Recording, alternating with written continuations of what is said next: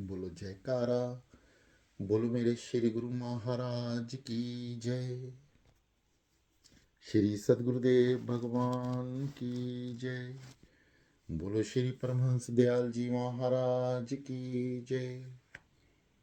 श्री स्वरूप दर्शन सत्संग सुधा। सत्संग वचन चकोड़ी आश्रम करामात कहर है। एक दिन चकोड़ी आश्रम में श्री महाराज जी ने सर्व महात्माओं को विशेष उपदेश दिया। श्री इष्टदेव भगवान के पावन उपदेश के आधार पर ही संत जन सर्वसाधारण जनता में जाकर उन्हें कल्याण मार्ग का बोध कराते थे। जिस प्रकार बादल सागर के जल को अपने में समोकर देश देशांतर में वर्षा करके करोड़ों जीवों का प्राणधार बनते हैं, ठीक उसी प्रकार महात्मा जन भी ब्रह्म विद्या का जल भरकर चीरकाल से बिछड़े जीवों को प्रभु चरणों में युक्त करने के लिए भ्रमण करते हैं। विशेष विकारों की गर्म वायु से संतप्त हृदय को संत जन ही अपने प्रेम रूपी जाल से शांत करते हैं। श्री कबीर जी का कथन है, कलयुग काली बादली झड़झड़ पड़े अंगार, संत न होते जगत में जल मरता संसार। संत महात्मा ही संसार का भला सोचते हैं और करते हैं।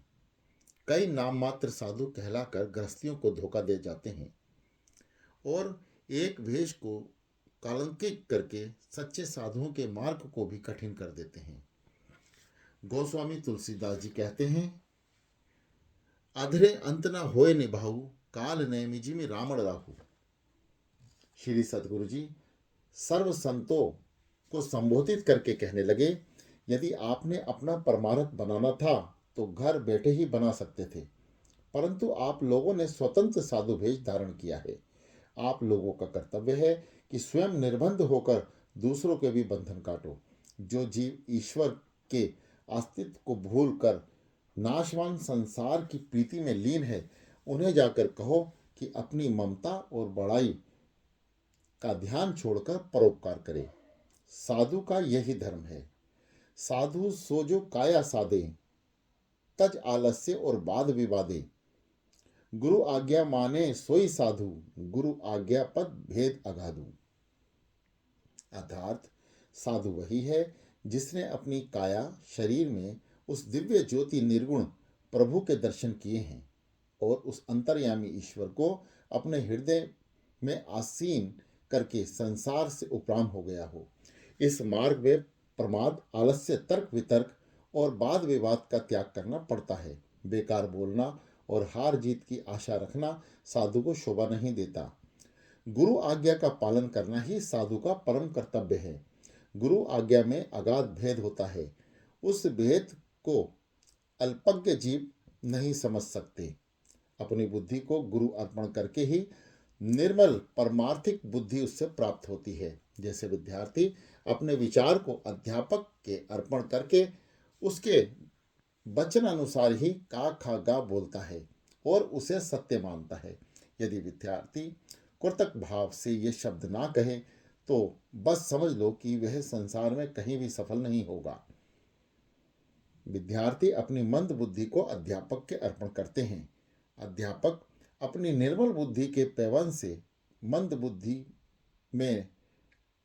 में लगाता है। एक दिन फिर ऐसा आता है कि वह मंद बुद्धि विद्यार्थी आप अध्यापक के प्रभाव और योग्यताओं को समझने लगता है। यह उदाहरण प्रसिद्ध है कि राजा गोपीचंद को उनकी मां ने अपने सदुपदेश द्वारा संसार से विरक्त कर दिया। एक दिन गोपीचंद भिक्षा मांगने के लिए राजमहल में आए तो माताजी ने उन्हें फिर उपदेश दिया कि देखो बेटा, आप अच्छी नर्म राजसी सेज में सोया करो, साथ ही बढ़िया भोजन खाया करो और किले में रहा करो। माताजी की बातें सुनकर गोपीचंद जी ने ठंडी सांस भरकर कहा, माँ, आप मुझे उल्हाना देती हैं, अब यह मुझे कहाँ मिलेगी। माताजी ने जवाब दिया कि बेटा, जब भजन सिमरण करते करते नींद आ जाए तो चाहे आप नंगी धरती पर ही क्यों ना सोए हुए होंगे, वही जमीन आपको सुंदर और कोमल सैया के समान देगी। यदि खाट और बिछोने का इंतजार करोगे तो वृत्ति फैल जाने के कारण आप भजन नहीं कर सकोगे। भूख के समय यदि आप स्वादिष्ट भोजन को याद करोगे तो आत्मरस से वंचित रह जाओगे और यह त्याग निष्फल हो जाएगा।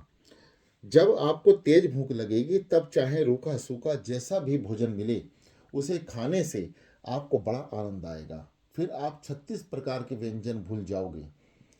गुरु आज्ञा रूपी किले में रहने से काम क्रोध आदि विकार जो मनुष्य के शत्रु हैं वह कुछ नहीं बिगाड़ पाते। इस प्रकार कल्याणकारी वचन श्री महाराज जी उच्चारण किया करते थे। एक दिन अकस्मात सत्संग में गुरुदेव ने वचन फरमाए, आप किसी के मन में ये विचार हो कि हम चमत्कार की युक्ति पूछें, क्योंकि यदि गृहस्थियों में जाकर करामात दिखाएंगे तो वे बहुत आदर मान करेंगे। इस प्रकार हम में वरदान और शाप देने की शक्ति जरूर होनी चाहिए। हो सकता है कि आप में से किसी का ऐसा विचार हो तो उठो, हम उसकी भावनाओं को पूरा करेंगे। श्री महाराज जी के वचन सुनकर दो चार महात्मा जो मन ही मन ये खिचड़ी पका रहे थे कि हमें भी सिद्धि शक्ति जरूर होनी चाहिए, तभी तो लोग सीधे होंगे। उन्होंने उठकर प्रार्थना की, श्री महाराज जी, चमत्कार ही साधु का आभूषण है। जब कोई ज्यादा अकड़ कर बात करे तो उसे शाप देकर सीधा कर लेंगे। सो हमारी प्रार्थना है कि आप कृपा करके हमें ये ताकत जरूर बख्शें। उन महात्माओं की ये प्रार्थना सुनकर श्री महाराज जी बोले, आप जिसे आभूषण कहते हैं वह वास्तव में साधु के विनाश का कारण है।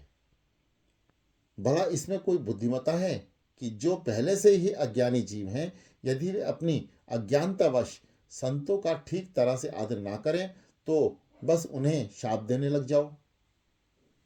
क्या भक्ति और त्याग का यही मतलब है? भगवान की अंश सर्व जीवों को दुख देना क्या साधु को शोभा देता है? मेले वस्त्रों की मेल साबुन से दूर करनी चाहिए, ना कि कपड़ों को नष्ट कर देना चाहिए। सो आप अपने भजन सिमरण द्वारा उनके हृदय को प्रभु भक्ति के लिए प्रेरित किया करो। शाप देने वाला साधु अपनी साधुता को भूल कर भी शाप नहीं देता है और मालिक के कर्मों में दखल देता है। वैसे विधाता किसी को जीवन देना चाहे और साधु कहे कि मैं शाप देकर मारता हूं, अथवा जिसके पास धन और संतान ना हो उसे ये कह देना चाहे तो मानो मालिक के खिलाफ चलना हुआ। सिद्धि शक्ति और करामात दिखाने वाले फकीर में सदा अभिमान रहता है, इससे नाम की मस्ती जाती रहती है। ऐसे फकीर एक दिन इन सिद्धियों में पढ़कर अपना परलोक बिगाड़ बैठते हैं, परंतु सांसारिक लोग उन्हें सच्चा साधु मानते हैं। महाप्रभु के कल्याणकारी वचन सुनकर महात्माओं ने प्रार्थना की, दयाल जी, जिन महापुरुषों ने सिद्धि शक्तियां भी दिखाई हैं और वे पूर्ण पुरुष भी कहलाए हैं, इनके बारे में बताइए। संतों की यह प्रार्थना सुनकर श्री महाराज जी बोले, शक्ति के दो रूप होते हैं, एक तो अपनी प्रभुता के लिए करामात दिखाना जिससे मान प्रतिष्ठा बढ़े, और दूसरे जनता के लाभ हित शक्ति का प्रयोग करना, चाहे परंतु लाभ आत्मिक हो शारीरिक हो। यदि शारीरिक लाभ हुआ तो ये विनाश का कारण है। सच्ची बात तो यह है कि जो अपने इष्ट देव के अर्पण हो चुके हैं उनकी सेवा सिद्धियां स्वयं करती हैं, उन्हें सिद्धियों की जरूरत नहीं पड़ती। जैसे प्रहलाद जी ने अपने पिता हिरण्यकश्यप को शाप नहीं दिया था, सर्वशक्तिमान भगवान स्वयं उसके रक्षक थे। प्रभु तो पल पल क्षण क्षण अपने भक्तों का ध्यान रखते हैं, इसलिए उन्हें भक्त वात्सल्य कहा गया है। जो गुरुदेव भगवान से शक्ति प्राप्त करके अपनी मनमति अनुसार उनका प्रयोग करते हैं, उनकी हालत नारद गुरु गोरखनाथ और भस्मासुर जैसी हो जाती है। नारद जी ने भगवान विष्णु से उनका स्वरूप मांगा था, क्योंकि वह राजकन्या का विवाह करना चाहते थे, परंतु शक्ति का दुरुपयोग होने से उन्हें उस भरे दरबार में लज्जित होना पड़ा। गुरु गोरखनाथ जी ने जब सोमनाथ ब्राह्मण का रूप बनाकर अपनी सिद्धि से रचा हुआ अमर फल राजा भृतहरि को दिया तो उस शक्ति ने काम तो किया, परंतु उसमें मान छिपा था। गोरखनाथ जी ने के मन में यह अहंकार आ गया कि यदि मैं अपने गुरुदेव मच्छंदर दास जी के पास ना होता तो भृतहरि को उज्जैन का राज्य त्याग कर विरक्त फकीर कौन बनाता। यह सब मेरी सिद्धियों का चमत्कार है। मच्छंदरनाथ जी को गोरखनाथ जी के अहंकार अच्छा ना लगा। उन्होंने अहंकार को दूर करने के लिए मच्छंदरदास जी ने अपनी माया फैलाई। एक दिन टिल्ला स्थान से मच्छंदरनाथ जी अलोप हो गए, जिससे सभी शिष्य निराश हो गए और हैरान हो गए।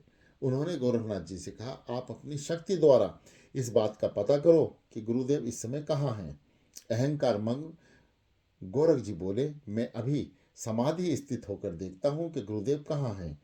उन्हें मच्छंदरदास जी सिंगल द्वीप की रानी से प्रेम करते दिखाई दिए। गोरख जी फौरन ही अपनी संकल्प शक्ति द्वारा वहां पहुंच गए और यह देखकर बहुत हैरान हुए कि गुरु जी तो रानी के मोह में फंसे हुए हैं। उन्होंने मन में विचार किया कि गुरु तो भ्रष्ट हो गए हैं। उन्हें ये देखकर और भी आश्चर्य और दुख हुआ कि एक बच्चा भी वहां खेल रहा है। गौरव जी ने गुस्से में आकर बोला, गुरु जी चलिए, यहाँ वहाँ सब शिष्य उदास हैं और आप यहाँ प्रेम मग्न हैं। तब गुरु जी बोले, गोरख अब तो मैं रानी और पुत्र के मोह जाल में फंस चुका हूँ।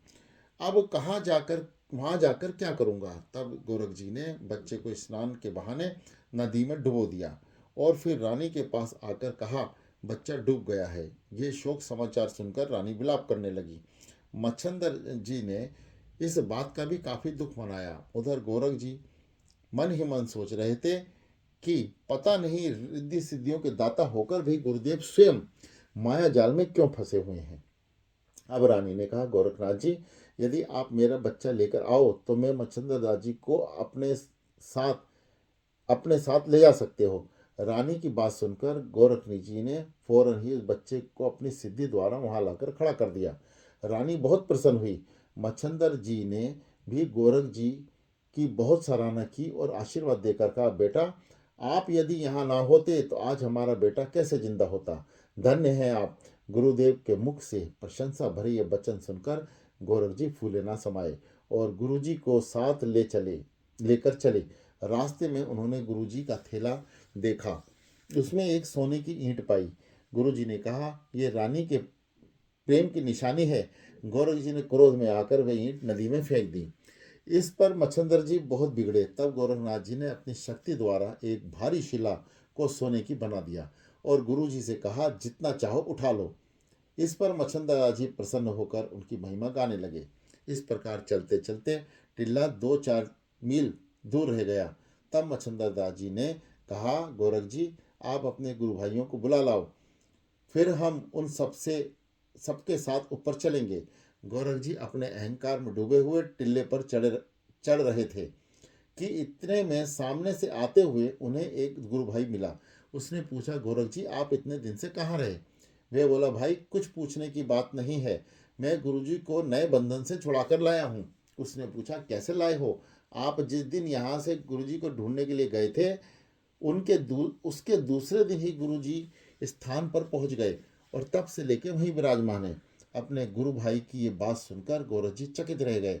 जब ऊपर जाकर उन्होंने देखा तो गुरुदेव को अपने सुंदर आसन पर विराजमान पाया।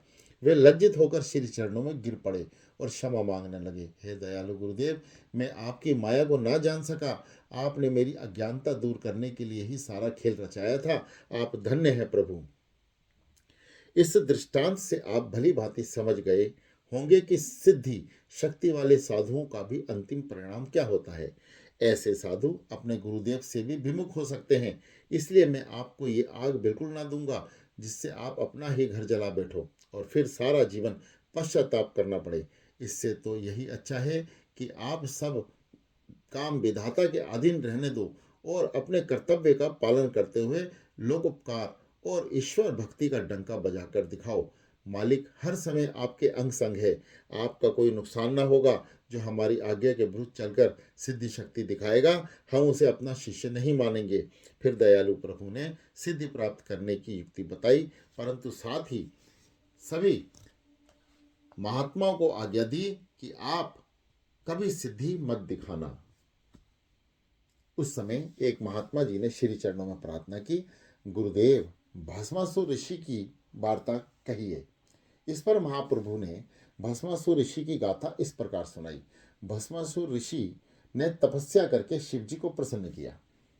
जब भगवान भोलेनाथ ने प्रकट होकर उससे वरदान मांगने को कहा तो उसने ये वरदान मांगा कि मैं जिसके सर पर हाथ रखूं वह भस्म हो जाए। शिव जी ने तथास्तु कहकर उसे ये वरदान दे दिया। अब भस्मासुर ने शिव जी को ही भस्म करने का निश्चय किया, क्योंकि वह पार्वती जी को छीनना चाहता था। जरा सोचिए कि उसने तपस्या का फल क्या मांगा और फिर वरदान देने वाले को ही भस्म करना चाहा। यह तो तमोगुणी वृत्ति से वरदान मांगने वाले की दशा हुई। वह शिव जी ने वह शिव जी के पीछे उन्हें भस्म करने के लिए दौड़ा। शिव जी आगे आगे दौड़े। शिव जी की यह दशा देखकर भगवान विष्णु को उन पर दया आई। तब भगवान विष्णु मोहिनी रूप धारण करके भस्मासुर के समक्ष प्रकट हुए। अब वह शिव जी का पीछा छोड़कर मोहिनी रूप भगवान पर मोहित हो गया। प्रभु ने अपनी माया ऐसी फैलाई कि उसे अपने तन मन की कुछ होश न रही। मोहिनी रूप भगवान ने उसे कहा, यदि तुम नाचो तब मैं आपके पास रहूंगी। उसने झट इस बात को स्वीकार कर लिया। मोहिनी रूप भगवान ने उसे नृत्य कला सिखाते हुए उसका ही हाथ उसके सर पर रखवा दिया। बस फिर क्या था, वह तत्काल वरदान के प्रभाव से जलकर राख हो गया। इस प्रकार शिव जी का उस राक्षस से पीछा छूटा। भगवान विष्णु ने शंकर जी से कहा, जरा सोच समझ कर वरदान दिया कीजिए। इस सारी गाथा का भावार्थ यह है कि सिद्धि शक्ति वाले की बुद्धि भ्रष्ट हो जाती है, जिससे सब किया कराया निष्फल हो जाता है। मंदवती पुरुष सब कुछ खो बैठता है। वह तो लोक परलोक दोनों से गया, उसकी तो ये दशा हुई। माया मिली ना राम। बोलो जयकारा। बोलो मेरे श्री गुरु महाराज की जय।